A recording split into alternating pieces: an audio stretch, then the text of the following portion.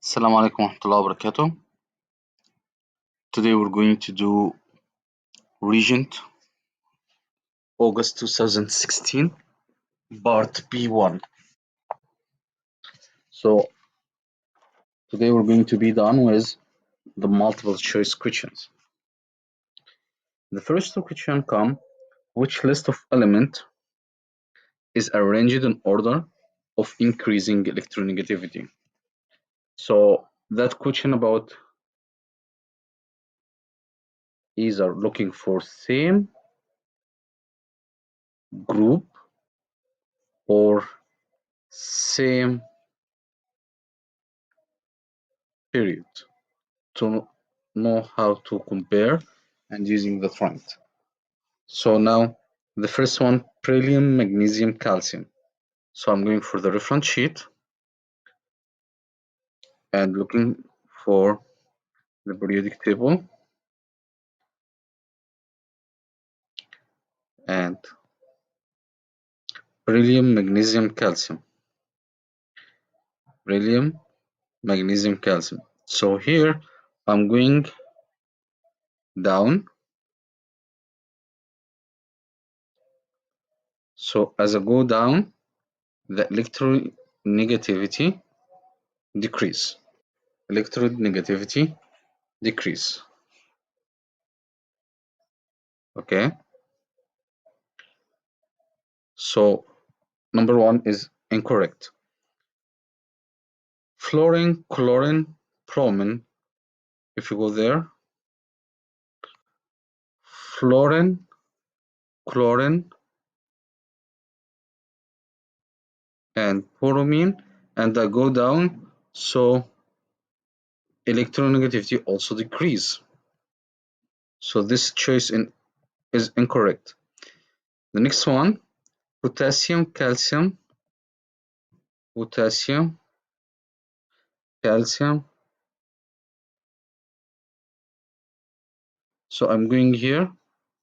So when I go in period from the left to the right, the electronegativity increase. The electronegativity increase. So this is going to be the correct answer.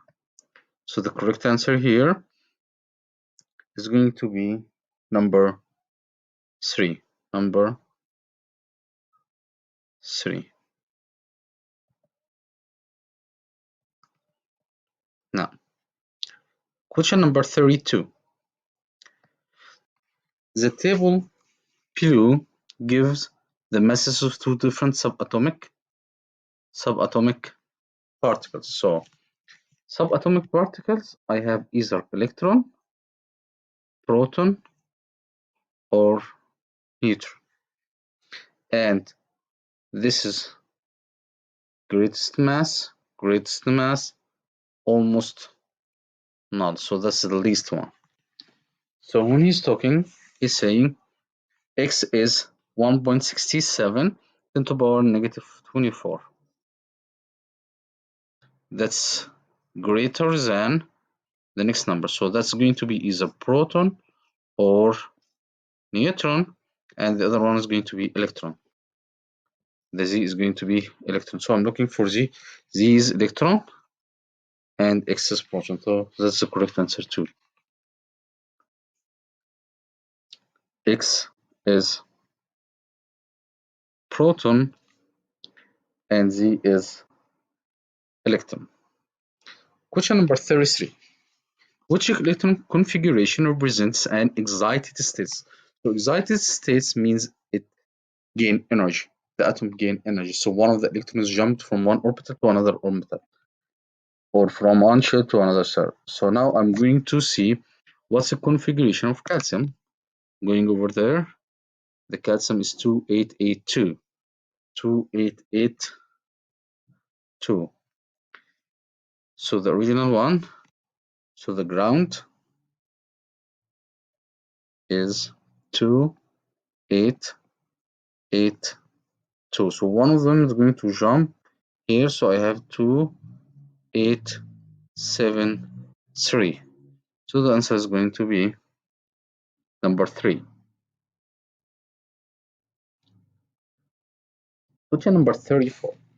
At standard temperature and pressure, graphite and diamond are two solid forms of carbon. So they are the same element, so they are going to have the same chemical properties, but might differ in the physical properties. Okay, which statement explain why these two forms of carbon differ in hardness? So he's talking about the hardness. So that's a physical character. That's a physical character. So first, graphite and diamond are different ion radii. It's the same atom. How it's going to, both of them is going to have different radii. It's the same atom, carbon. So this answer is incorrect. Graphite and diamond have different molecular structure. Molecular structure means the arrangement. So they have different crystal shape. That's physical character. So the answer is going to be 2. I'm going to exclude also 3 and 4 for you to understand why I excluded them. He said graphite is a metal, but diamond is a non-metal. It's the same element. How it's going to be two different categories. So it's a non-metal. And graphite is a good conductor of electricity, but diamond is a poor conductor of electricity. If we're talking about electricity, mean movement of electrons. So to move electrons, that's although it's a physical character, but it's related to the chemical properties of the availability for the electron. So the answer 100% is 2. Question number 35. Here he's talking about conservation of charge. To do conservation of charge, I have to count the number of ions on the left and the right side. So here I have -1, and on the right side positive, sorry, here I have +1, here +2, that's incorrect. Here I have +2, and here I have +4, because that's +4, +2 times 2, and that's going to be -1. On the left side is -2, it's incorrect. Here is -2, on the right side it's -2, that's the correct one. So the answer is number 4. Why? I count the charges on the left and the right side, I found them the same. Okay, question number 36. What occurs when potassium reacts with chlorine to form potassium chloride? So first, potassium is, if you're looking here, is metal. Potassium is a metal. Chloride is a non-metal. What type of bonds happen between metal and non-metal? It's ionic. And since it's ionic, means I have completely loss and gain for electrons. So I have 100% transfer of electrons from one atom to another atom. So that's the idea about the question. So I'm looking for the answer for that concept. So the first part, electrons are shared. So sharing is about covalent, so it's 100% incorrect. Electrons are shared, also 100% incorrect, because sharing is only for covalent. Electrons are transferred, so this is the first step or the first concept for the ionic bond. And ionic bonds formed, so the answer is 3, because transferring means ionic bond, sharing means covalent bond, so the answer is 3. Now, given the balanced equation representing a reaction, so he's giving me hydrogen molecule split by energy, giving me hydrogen atoms. Hydrogen atoms. So what happened here? He said what occurs as bond are broken. So to break down a bond, I need energy. I need energy.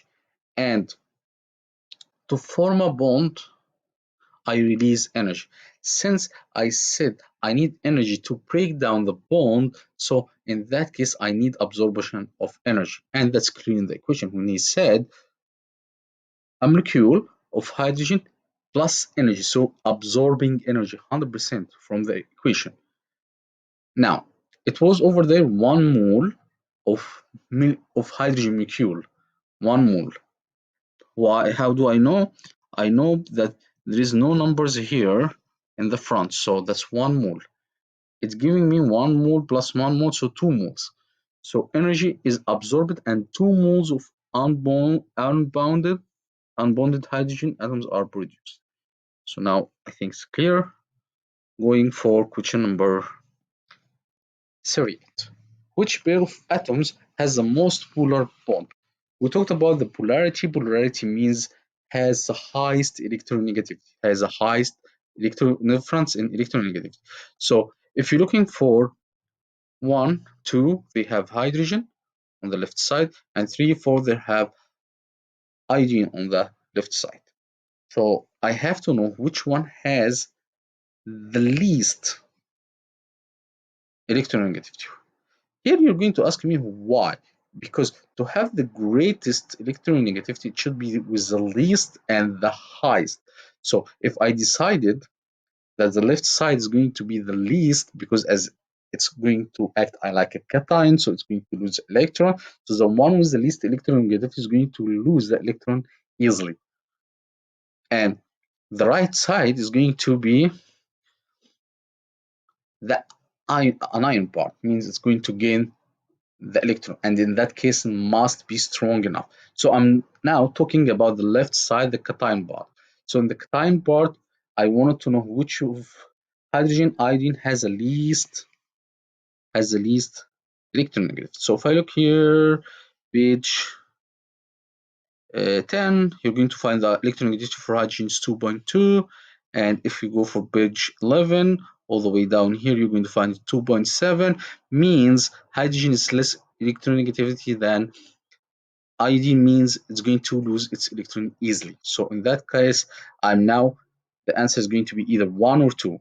Now between bromine and chlorine, we know that chlorine has higher electronegativity than bromine.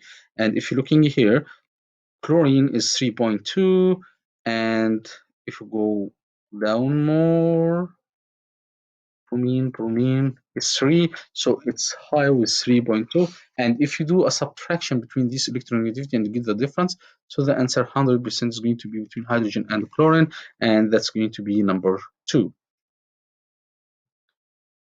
Now, which two notations represents isotopes of same element?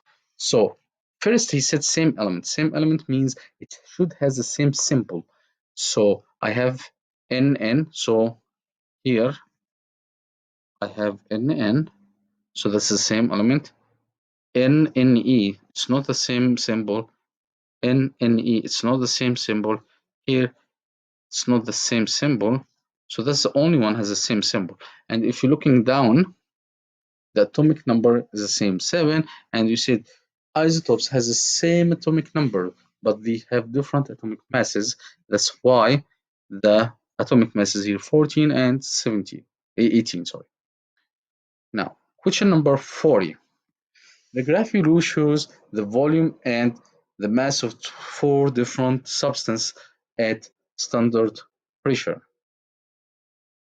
Now, he's asking me which of the 4 substances has the lowest density. So if I go for the reference sheet, and that's one of the laws you know here, density equal to mass over volume. Density equal to mass over volume. So if I'm talking about density equal to mass over volume. So to get the lowest density should be the lowest mass and the greatest volume. So here, that's the highest mass and the lowest volume. That's number B is the second highest mass, the second lowest volume. Here the third. Here it's going to be the least mass, the maximum volume. So D is going to be the low density. The low density. Question number 41. Pay attention for that question because we didn't do it before. So question number 41 is talking about what's the total amount of heat required to complete melt 347. So melt means fusion. Melt means fusion. So I'm going to my reference sheet to see what is the formula for fusion. What's the formula for fusion? Sorry, I'm going to rotate it again to show you the form. So if I'm going all the way here, I'm talking here about the heat. So heat of fusion. So I'm looking for formula having HF, so Q equal to MHF. So that's the first part. Q equal to mass heat of fusion. He give me the mass 347 gram. I multiplied by heat of fusion. Now the second part, what is the heat of fusion? So I'm going all the way to the beginning of the reference sheet here. If you're looking here, heat of fusion is 334 joules per gram. 334 joules per gram. So times 334 joule per gram. And if you did this multiplication, I'm going to, so 347, 334. Here, let's say calculator, 347 times 334. 334. So 115,898, which is almost like 116,000, which is almost 116,000. So the answer 100. So it's number 3. Now, question number 42. When we're talking about as the temperature of the reaction increase, it's expected that the reacting butter could. Now, we said before that heat is an energy. Heat is an energy. So if I increase the heat means I increase the energy for the reaction. So the particles are going to gain more energy. That's going to be like more kinetic energy. And if it's going like with more kinetic energy means it's going to be more faster. And if it's going to be more faster means it's going to be more has more force. And in that case, according to what we explained now, so it has great force. So it's number 1. Question number 43. Which, given the formula, represent a compound? What is the IUPAC name? So I'm going here. First, I have to determine the functional group. Here's my functional group. Do I have any functional group? No, C double bond O. C double bond O, it means ketone. Ketone. Okay. So I know now it's ketone. Now I'm going to count carbons. 1, 2, 3, 4, 5, 6. So 6 means hexa. No double bond, so hexane. What is the position? So if I remember 1, 2, 3, 4, 5, 6, 1, 2, 3, 4, 5, 6. I'm picking up this number, so it's 3 hexanon. 3 hexanon.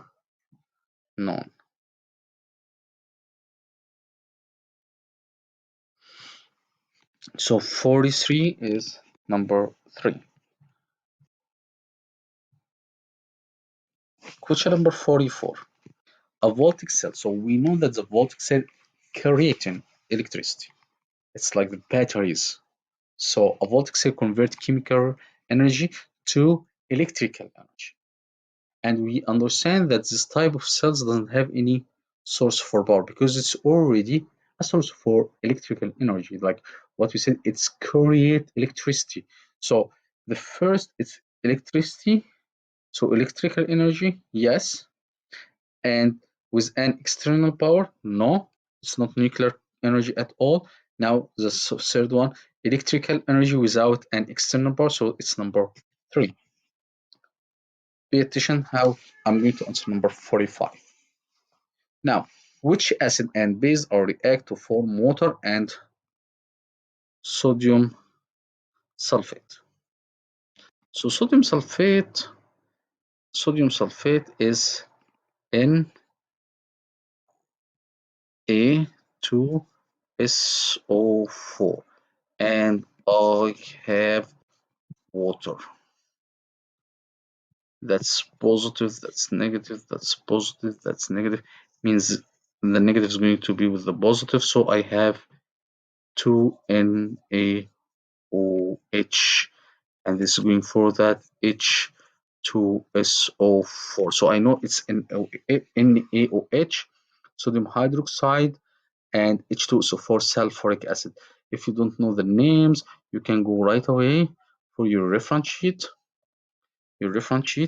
Common acids and bases. So H2SO4 here, sulfuric here, and NaOH, sodium hydroxide. So the answer must be number 1. Now, given question number 46, given the equation representing a reaction, H2CO3 plus NH3 is going to give you NH4 plus HCO3 minus. So he's talking about ammonia, NH3.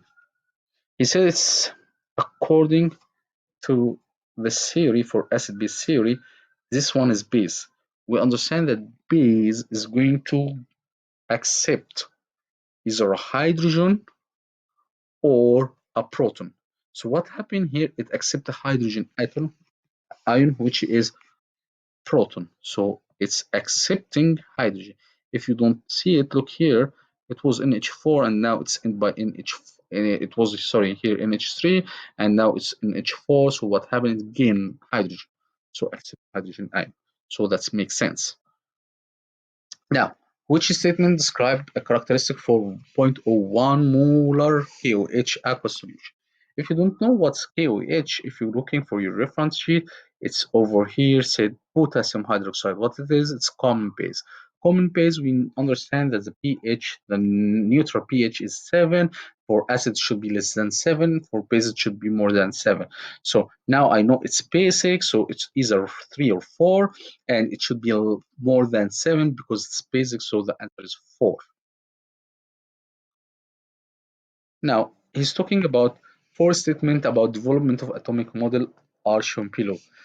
Electrons have wave-like properties. Atoms have small negatively charged particles. The center of an atom is a small dense nucleus. Atoms are hard indivisible spheres. So we understand that in the beginning the Greeks said the atom is indivisible. You can't break it down. So the first one should be D. After that, the J.G. Thomson experiment, they start to know that there is a negative charge in the atom. So B is going to be the second step, J.G. Thomson. After that, Rutherford start to know that it's almost empty and it has a condensed small for the nucleus, so the center of the atom is small. And the electromagnetic waves theory for the electrons comes at the end. So it should be DBCA. Now, 5 cubes of iron are tested in a laboratory. The test and the result are shown below in the table. So I'm going to skip the table and see what's the question about. Which test demonstrate chemical properties? So chemical properties means the oxidation number changed, or I have a chemical reaction.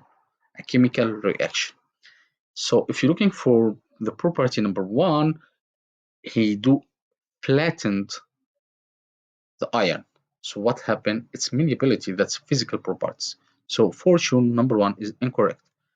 He said place in 3 molar hydrochloric acid giving me bubble of gas. So there is a reaction because I have a gas in the products. So that's chemical reaction and this gas is going to be hydrogen. So that's one chemical properties. Now melt means physical because it's still the same element. Rust means it being oxide.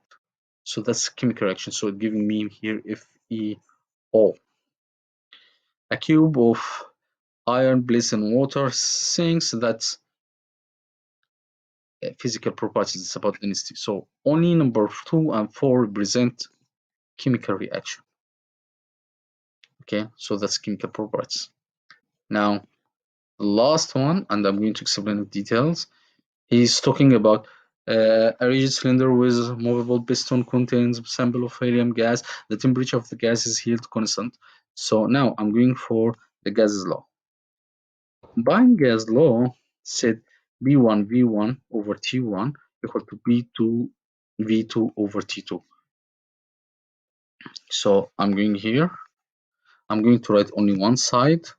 So B1 V1 over T1 equal to a constant. Now he said a constant temperature. So if I did cross multiplication here, it's giving me B1 V1 equal to K T1.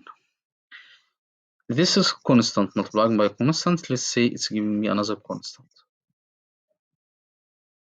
Now I can see B1 equal to constant over V1. And from this one, I can say P1 is inversely proportional with V1. So what does it mean? Pressure is inversely proportional with the volume. What does it mean? If one increase, the other one decrease. That's one increase, the volume increase, but the pressure decrease. That's correct. Both of them increase, both increase, incorrect. Both of them increase, incorrect. That's constant and increase, incorrect. So the answer is going to be number one. That's the end for B1. Hope you understood the topics. Study hard. Assalamu alaikum wa rahmatullahi wa barakatuh.